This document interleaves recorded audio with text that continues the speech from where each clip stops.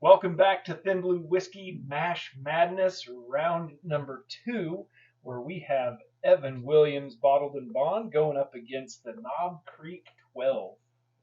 Any predictions here, gentlemen? No.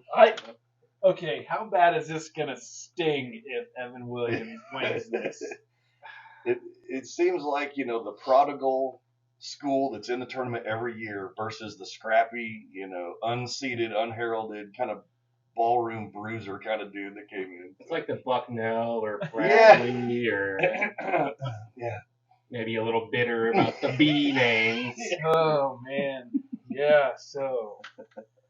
Well, these are obviously blind. With the first round, put 1792 Bottled and Bond up against Early Times Bottled and Bond. And 1792 came out on top. Check that video out too, but noses on that one were really similar. Kind of came down to just, I think for all of us, there was just a little bit of a sharpness on the finish that just made it feel, on the Early Times, it made it feel maybe just a little less put together. Yeah. A complete. It was close. Yeah, close. really It close. was close. So, see if we get the same kind of all right, guys, action here. bottoms up. Oh,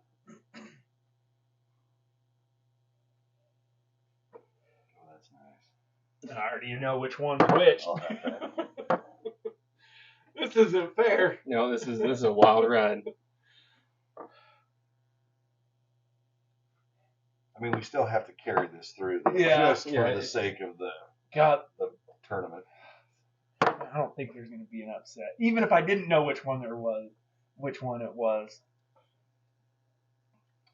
Mm-hmm. Yes, that's good. Does that taste like a familiar foe right A there? little bit. God, it's good though. So good. It is so good. I did not feel real well this morning Oh, yeah, Mike? because Jimmy and I had a bit of a late evening last night. And it happened to involve a substantial amount of Evan Williams Bottled and Bond. It was a rough selection Sunday, if you will.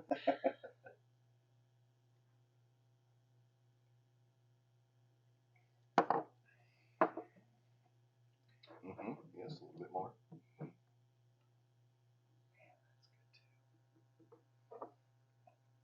I'll tell you, It is tough. This is extremely difficult, and I'm going to pick the one that I know is the Knob Creek solely because I can't have this upset. But this is so close to me. See, and I can't pick them apart, even though I probably should be able to. But I'm really trying to be as impartial what I think.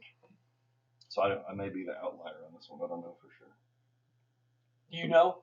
I'm voting last, so good luck. God damn.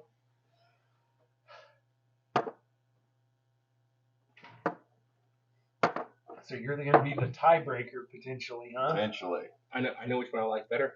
Okay. So Something tells me I know which one you like better. It's a matter of which one you're going to put through. So, yeah. Okay, so let's just talk real quick. I mean, obviously, most of the people who are going to watch this probably had both of these or quintessential bourbons, but their nose on them both really good. The one on the left, it's a little thinner. The one on the right, it's a little denser. it's there. It lets you know. But this one for me is just a really nice bready, nut bread quality thing going that's on. what I was picking up. Got some whole grains running around there. Some Cinnamon, sunflower seeds in it. cinnamon, like a cinnamony type of bread. It's almost reminding me of like a cinnamon roll. What's the bread that has like the little swirls in it?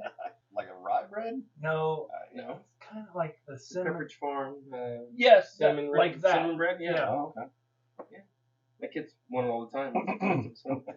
That's Make French toast with it. Superb. On the palate, it's just a touch thinner. There just seems to be more body and depth on the All right. which I'm assuming is going to be the Knob Creek. We're going to find out. So, all right, I'll go first. I got to pick what I'm assuming is the Knob Creek, which is the one on the right. Same with me. One on the right. In this case, our pink. Well, I guess you're not tie breaking nothing if you were going to pick number 8. It's the only reason. It's just a little bit extra. Like you said, there's more there. Granted, if you were to give these to people that hadn't, like if you guys hadn't have had a ton of the Evan Williams the night before, maybe you would have, like, because me not having either one of these last night, the Evan Williams is amazing. It's just softer. It's a little more approachable, but that Knob Creek kind of brings the hammer on complexity. So if you really want something, like you said, more approachable, I mean, they're the same proof, but there just seems to be something softer about the Evan Williams that could probably allow you to drink a whole shit ton of it. Indeed, sir. How would you know? I might have done a science experiment last night.